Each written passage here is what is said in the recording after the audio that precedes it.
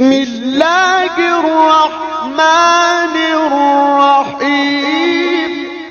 السلام علیکم ورحمۃ اللہ وبرکاتہ. ان الحمد للہ نحمده ونستعینه ونستغفره ونعوذ باللہ من شرور انفسنا ومن سیئات اعمالنا. من يهده الله فلا مضل له ومن يضلل فلا هادي له واشهد ان لا اله الا الله وحده لا شريك له واشهد ان محمدا عبده ورسوله. اما بعد اعوذ بالله من الشيطان الرجيم. بسم الله الرحمن الرحيم. فمن كان يرجو لقاء ربه فليعمل عملا صالحا ولا يشرك بعبادة ربه احدا. وقال النبي صلى الله عليه وسلم من حلف بغير الله فقد أشرك. محترم و معزز بزرگان دین، علماء کرام، پروگرام کو منظم کرنے والے ہمارے چھاپری کے بزرگ و نوجوان، اسی طریقے سے ہمارے سامنے بیٹھے ہوئے ہمارے معزز نوجوان بزرگ بھائی، پردہ نشین مائیں بہنیں اور گاؤں بستی کے قابل احترام مسلمان بھائیوں، جیسا کہ آپ نے سنا کہ میرا عنوان ہے، موضوع ہے توحید کی عظمت اور شرک کی نحوست. پیارے بھائیوں بزرگوں، سب سے پہلے ہمیں یہ جاننا ضروری ہے کہ توحید کسے کہتے ہیں، تاکہ آگے بات آپ کو سمجھ میں آ جائے. دیکھیے، توحید یہ عربی لفظ ہے جس کا مادہ ہے، جس کی اصل ہے واحد یواحد توحیدا، یعنی کہ ایک کرنا، یکتا کرنا، تنہا کرنا کسی بھی چیز کو توحید کہا جاتا ہے. یہ لغت کے اندر، ڈکشنری کے اندر توحید کہتے ہیں، اور شریعت اسلامیہ کے اندر توحید کہتے ہیں کہ اللہ رب العالمین کو اس کی ربوبیت، اس کی الوہیت اور اس کے اسماء و صفات میں یکتا اور تنہا ماننا. یعنی کہ اللہ ہی پیدا کرنے والا ہے، روزی دینے والا ہے، بارش برسانے والا ہے، اولاد دینے والا ہے، اسی کے لیے عبادت ہے، سجدہ ہے، اسی سے مانگنا ہے، اور اسی کے اسماء و صفات کو یکتا و تنہا ماننا ہے.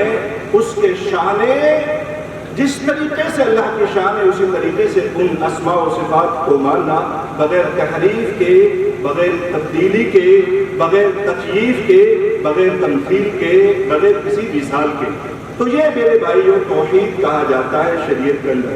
پیارے بھائیوں بزرگوں، سب سے پہلے میں نے آیت آپ کے سامنے پڑھی، جو آیت سورۃ الکہف کی ہے، آیت نمبر 115. اللہ تعالیٰ فرماتا ہے فَمَنْ كَانَ يَرْجُو لِقَاءَ رَبِّهِ فَلْيَعْمَلْ عَمَلًا صَالِحًا وَلَا يُشْرِكْ بِعِبَادَةِ رَبِّهِ أَحَدًا.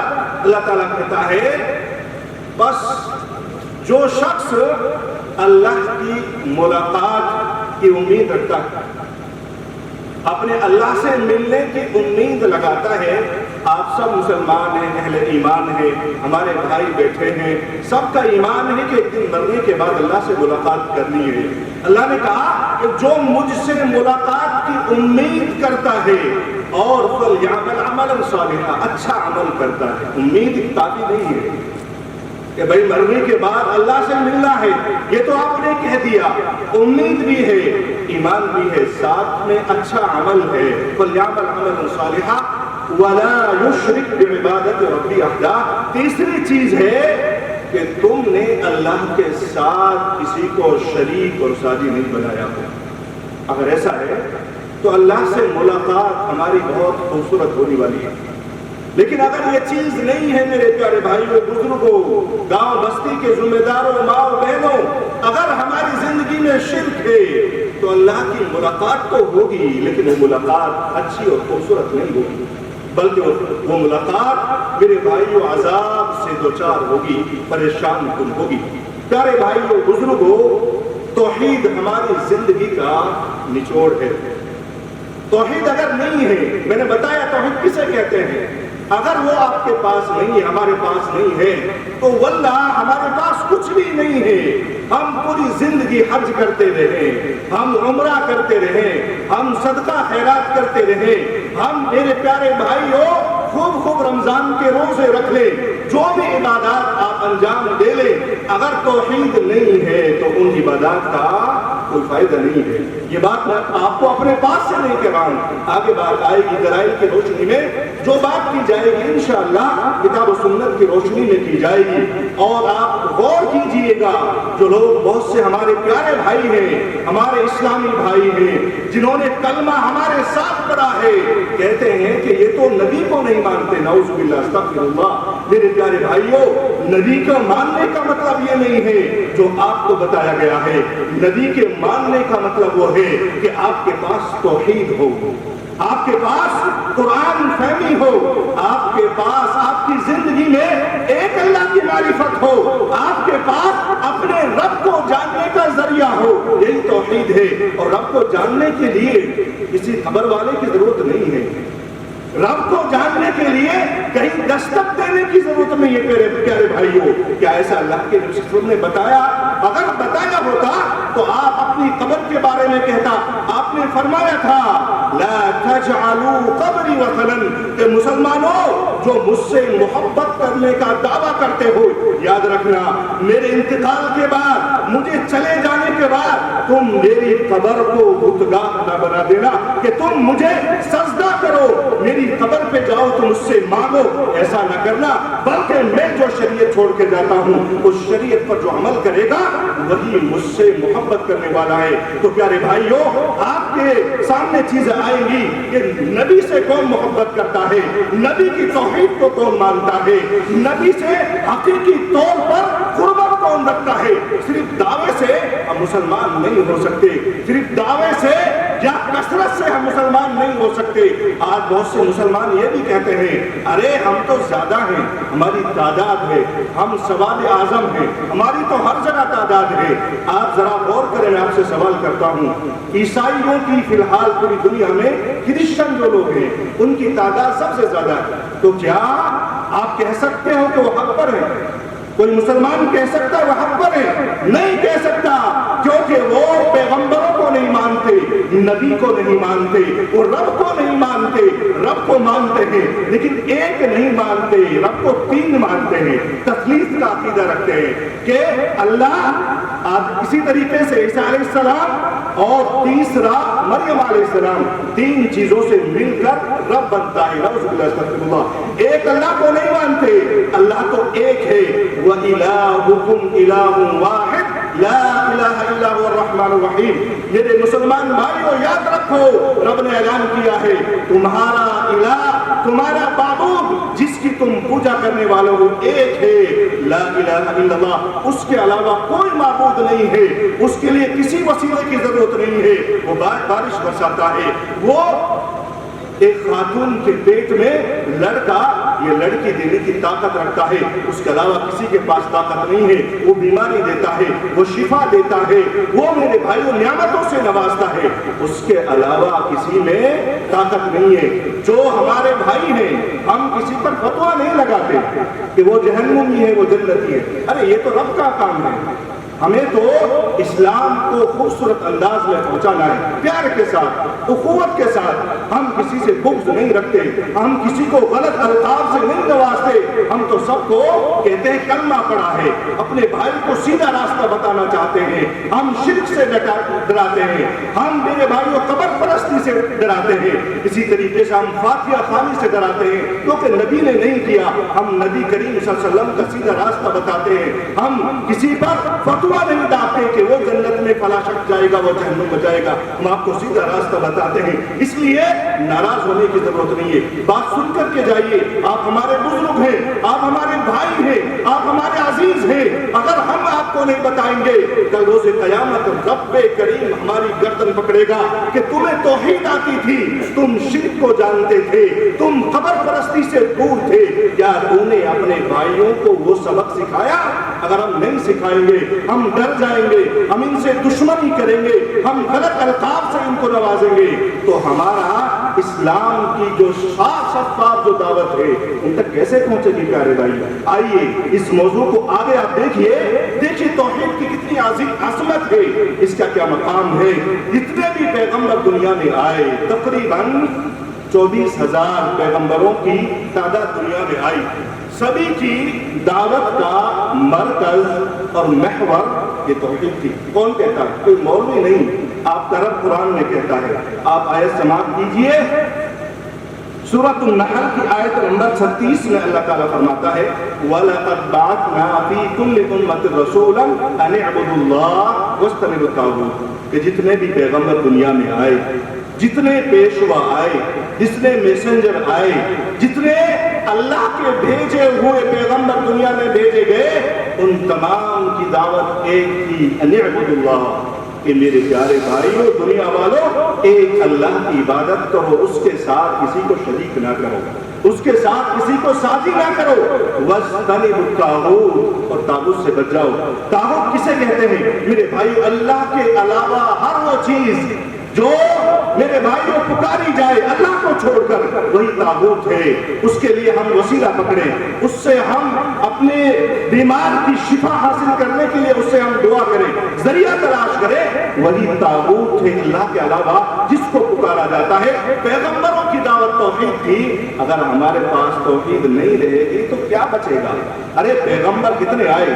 نوح علیہ السلام کے بارے میں مورخین نے لکھا ہے 950 سال توحید کی دعوت دیتے رہے، بیٹے کو نہیں بچا سکے، غرق کر دیے گئے۔ جب طوفان آیا کہا کہ آجا بیٹا مان لے میری توحید کو، میری بات کو نہیں مانا، اللہ نے غرق کر دیا۔ 950 سال انہوں نے توحید کی دعوت دی، چند ہی لوگ توحید کو سمجھ پائے تھے۔ پریشان ہونے کی ضرورت نہیں ہے، مفسرین نے بیان کیا ہے، میں کہیں پڑھ رہا تھا کہ 30 سے 40 کی تعداد میں لوگوں نے ان کی توحید کو مانا، ان کی بات کو مانا۔ تو کیا نوح علیہ السلام کی دعوت کارگر نہیں رہی؟ اللہ کے نبی صلی اللہ علیہ وسلم نے تو یہاں تک کہا ہے اگر تمہاری بات سے، تمہاری صحیح دعوت سے کوئی ایک مسلمان متاثر ہوتا ہے، ایک مسلمان شرک سے توبہ کرتا ہے، تمہارے لیے وہ سرخ اونٹ سے بہتر ہے۔ جیسا کہ آج جہاز ہے، ہیلی کاپٹر ہے، بڑی سی بڑی مہنگی کوئی سواری ہے، اس سے بڑھ کر ہماری اگر کوئی دعوت مانتا ہے، اس کے دل کو اپیل کرتی ہے، حدیث کو مانتا ہے، قرآن کو مانتا ہے، شرک سے توبہ کرتا ہے، تو وہ میرے بھائیوں ایک شخص 1000 مشرکوں پر جو اللہ کو نہیں مانتے ان پر وہ بھاری ہے۔ آگے آئیے آپ، سبھی پیغمبروں کی دعوت توحید تھی، ایک اللہ کی طرف بلانا تھا۔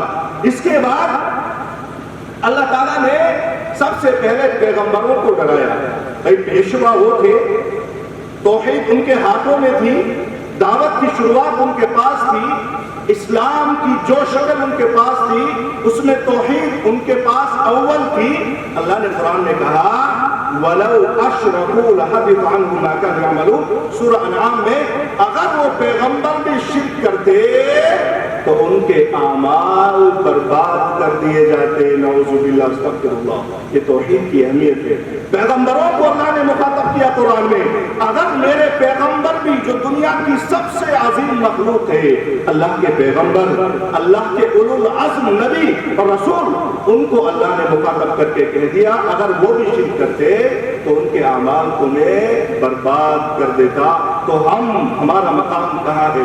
ان نبیوں تک تو ہم میرے بھائیوں نہیں پہنچ سکتے۔ اس لیے اگر ہم میرے بھائیوں امن چاہتے ہیں، شانتی چاہتے ہیں، اگر ہم اللہ کے حقیقی بندے بننے چاہتے ہیں تو اللہ کی توحید کی طرف آئیے۔ اور مزید دیکھیے اللہ رب العالمین نے آخری پیغمبر بھیجا دنیا میں، آخری پیغمبر، آخری نبی، آخری شریعت، آخری کتاب، آخری پستک آپ کو دی گئی، آپ کو اللہ نے مخاطب کیا، پیارے حبیب صلی اللہ علیہ وسلم، اللہم صلی وسلم علی نبینا محمد، آپ کو اللہ نے مخاطب کیا، لئن اشرکت لَيَحْبَطَنَّ عَمَلَكَ، اگر آپ بھی شرک کریں گے، نبی کریم صلی اللہ علیہ وسلم شرک کر سکتے ہیں کیا؟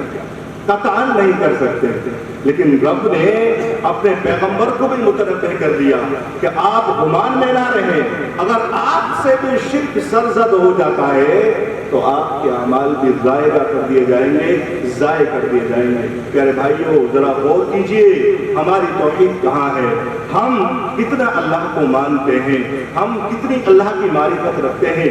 آج ہمارے بھائیوں کو بہت سے لوگ غلط انداز میں گائیڈ کر کے ان کے ایمان سے میرے بھائیوں کو دور کرتے ہیں، ان کی توحید سے کھلواڑ کرواتے ہیں۔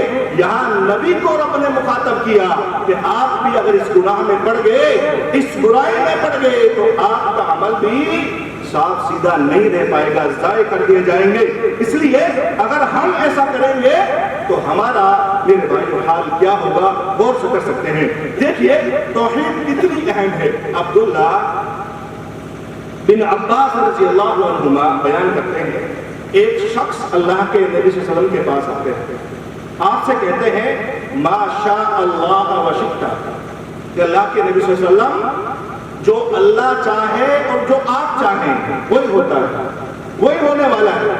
اللہ کے نبی صلی اللہ علیہ وسلم نے فوراً ان کو مخاطب کیا کہ کیا کہتے ہو؟ جو میں چاہوں اور اللہ چاہے؟ ارے مجھے اللہ کے سامنے تم نے جوڑ دیا، یعنی اللہ کا شریک مجھے بناتے ہو۔ اللہ کے نبی نے کہا کہ ایسا نہ کہو، مجھے اللہ کے ساتھ نہ شامل کرو، بلکہ یہ کہو ما شاء اللہ، کہ جو اللہ چاہتا ہے وہ ہوتا ہے۔ یا آج ہمارے بھائی بہت سے جن کے پاس توحید کا نقص ہے، وہ اللہ کے نبی صلی اللہ علیہ وسلم کو نور من نور اللہ، کہیں اللہ کے نبی صلی اللہ علیہ وسلم کو غوث اعظم، کہیں اللہ کے نبی صلی اللہ علیہ وسلم کو غیب کا علم جاننے والا میرے بھائیوں کہتے ہیں۔ ہمارے بھائی ہیں، کوئی دشمن نہیں ہے، لیکن میرے پیارے بھائیوں ذرا غور کریں آپ، کیا ایسا اللہ کے نبی صلی اللہ علیہ وسلم نے بتایا ہے؟ ارے غوث اعظم اگر کوئی ہو سکتا ہے تو اللہ کی ذات ہے، اگر سب سے بڑی مدد کوئی دے سکتا ہے تو اللہ کی ذات ہے۔ اللہ رب العالمین نے بذات خود نبی کو مخاطب کیا، ان کو بتاؤ کہ میں تمہیں نہ تو نفع پہنچا سکتا ہوں نہ نقصان پہنچا سکتا ہوں۔ اللہ کی ذات ہے جو نفع نقصان کی مالک ہے۔ اور اس حدیث میں اللہ کے نبی نے کہا کہ مجھے شریک نہ کرو، اللہ کے برابر نہ کرو، بلکہ میں تو وہ کہتا ہوں کہ تم یہ کہو کہ اللہ جو چاہتا ہے وہ ہوتا ہے۔ اس لیے جو ہمارے بھائی یہ عقیدہ رکھتے ہیں اللہ کے نبی ہم سے انتقال جانے کے بعد، دنیا سے جانے کے بعد، آپ کے خاتمے کے بعد بھی ہماری مدد کر سکتے ہیں، تو وہ غلطی پر ہیں۔ اللہ کے نبی صلی اللہ علیہ وسلم نے کہا من حلف بغیر اللہ فقد اشرک۔ بہت سے مسلمان بھائی مائی کی قسم کھاتے ہیں، قرآن کی قسم کھاتے ہیں، اپنے مال کی قسم کھاتے ہیں، اپنے کاروبار کی قسم کھاتے ہیں، نہ جانے کون کون سی قسم کھاتے ہیں، اور پھر کہتے ہیں کہ ہم توحید پرست ہیں۔ اللہ کے نبی نے کہا کہ جس نے اللہ کے علاوہ کسی دوسرے کی قسم کھائی فقد اشرک، اس نے شرک کیا۔ یا قسم بھی آپ نہیں کھا سکتے، قبر پہ جانا تو بہت دور کی بات ہے، بہت بڑا گناہ ہے۔ یہاں اللہ کو چھوڑ کر کسی کی قسم کھانا، یہ بھی نبی کریم صلی اللہ علیہ وسلم نے شرک کے زمرے میں شامل کیا۔ تو میرے پیارے بھائیوں یہاں سے آگے کی چیزیں جو ہم مسلمان کرتے ہیں، جو ہماری مائیں بہنیں کرتی ہیں، کیا اتنا بڑا خطرناک شرک اور ہم گناہ کریں گے تو کیا اللہ کے عذاب سے ہم بچ پائیں گے؟ نہیں بچ سکتے ہیں۔ اس لیے توحید کا درس ہم سب کو جاننا انتہائی ضروری ہے۔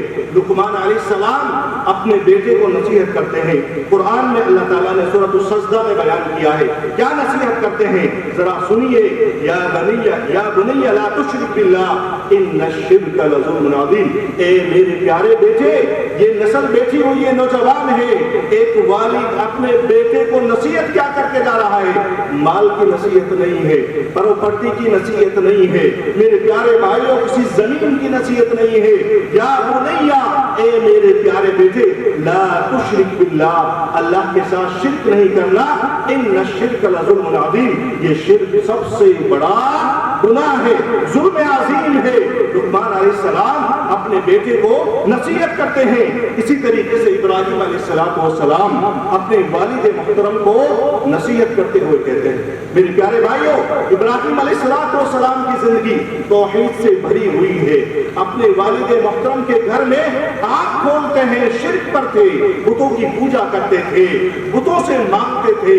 سب سے پہلے یہ پیغمبر اپنے والد محترم کو دعوت دیتے ہیں۔ قرآن بیان کرتا ہے، یا ابت لم تعبد ما لا يسمع ولا يبصر ولا يغني عنك شيئا، اے میرے پیارے ابو ذرا کان کھول کر میری بات سن، میں تجھے کچھ بتانا چاہتا ہوں۔ اے پیارے ابو جان، لما تعبدو، آپ ایسی چیزوں کی عبادت کیوں کرتے ہو جو نہ سن سکتی ہیں، نہ دیکھ سکتی ہیں، اور نہ آپ کو کوئی فائدہ پہنچا سکتی ہے؟ آپ ایسا کیوں کرتے ہیں؟ آپ ان بتوں سے مانگتے ہو، ایسا کیوں کرتے ہو؟ ایک بچہ ہے، گھر میں دیکھتا ہے شرک کو۔ میرے پیارے بھائی دعوت دیتے ہیں والد محترم کو اور کہتے ہیں، ابو جان، یا ابتی انی قد جاءنی من العلم، کہ میرے پاس علم ہے، توحید کا علم ہے، میرے پاس حقیقی علم ہے، میں آپ کو بتانا چاہتا ہوں، میری بات کو مان، اس شرک کو چھوڑ دے، ان معبودوں کو چھوڑ دے، ایک رب کی طرف آ جا، ایک اللہ کی توحید کو مان لے۔ لیکن میرے پیارے بھائیوں، ابراہیم علیہ السلام کے والد نے بات نہیں مانی۔ آپ عراق کے اندر رہتے تھے، آپ کو عراق سے نکال دیا گیا، گھر چھوڑ دیا، لیکن توحید سے کمپرومائز نہیں کیا، توحید کو نہیں چھوڑا، ایک اللہ کی معرفت کو نہیں چھوڑا۔ فلسطین جاتے ہیں، ابراہیم علیہ السلام پر وہاں پر بھی آپ پر ظلم کیا جاتا ہے، وہاں سے نکال دیے جاتے ہیں، مکہ المکرمہ آ جاتے ہیں۔ لیکن میرے پیارے بھائیوں، اپنا وطن چھوڑا، گھر چھوڑا، لیکن اللہ کی توحید کو اس پیغمبر نے کبھی بھی نہیں چھوڑا، کیونکہ اگر یہ چھوڑ دی جائے تو پھر ہمارے پاس بچتا کیا ہے؟ کچھ نہیں بچتا ہے۔ آپ ذرا غور کریں، اللہ کے نبی صلی اللہ علیہ وسلم کو 40 سال کی عمر میں نبی بنایا گیا ہے۔ کتنی سال کی عمر میں؟ 40 سال کی عمر میں۔ اس کے بعد آپ 23 سال زندہ رہتے ہیں، ان 23 سال میں سے 13 سال آپ مکہ المکرمہ میں رہے۔ آپ ذرا غور کریں کہ 13 سال تک آپ صرف کلمے پر محنت کرتے رہے، اس توحید پر، کیونکہ مکہ والے تو خانہ کعبہ کے چاروں طرف بتوں کی پوجا کرتے تھے، ان کے پاس بت تھے جن کی 360 بتوں کی تعداد تھی، ان سے مانگتے تھے۔ اللہ کے نبی صلی اللہ علیہ وسلم نے 13 سال تک ان سے کہا، قولوا لا الہ الا اللہ تفلحوا، اے مکہ والو، میں تم سے کچھ نہیں مانگتا، میں تم سے نہ کوئی مال مانگتا ہوں، نہ کوئی منصب مانگتا ہوں، نہ کوئی زمین مانگتا ہوں، میں تمہارا آخری پیغمبر ہوں، میں تم سے ایک پیغام دینا چاہتا ہوں کہ تم یہ بات کو ہو، اس چیز کا اقرار کرو، لا الہ الا اللہ، کہ اللہ کے علاوہ کوئی معبود نہیں ہے، یہ بت ہے جن کی تم پوجا کرتے ہو، تمہارا کچھ نہیں کر سکتے۔ آج جو ہمارے مسلمان بھائی قبروں پر جاتے ہیں، مزارات پر جاتے ہیں، 10واں کرتے ہیں، 40واں کرتے ہیں، میرے بھائیوں تیجا کرتے ہیں، فاتحہ کرتے ہیں، ہمارے پیارے بھائیوں سے سوال ہے کہ عزیزوں یہ بتاؤ کہ آپ جو عمل کرتے ہیں کیا نبی نے کبھی ایسا کیا؟ ارے نبی مکہ کے اندر 13 سال تک صرف توحید بیان کرتے ہیں، نماز فرض نہیں کی گئی تھی، حج فرض نہیں ہوا تھا، زکوٰۃ فرض نہیں ہوئی تھی، کوئی مسئلہ فرض نہیں ہوا تھا، 13 سال صرف کرنے پر محنت کرتے ہیں۔ کس لیے؟ آپ نے دھکے کھائے، آپ کو مکہ سے کیوں نکالا گیا؟ توحید کی دعوت آپ دیتے تھے۔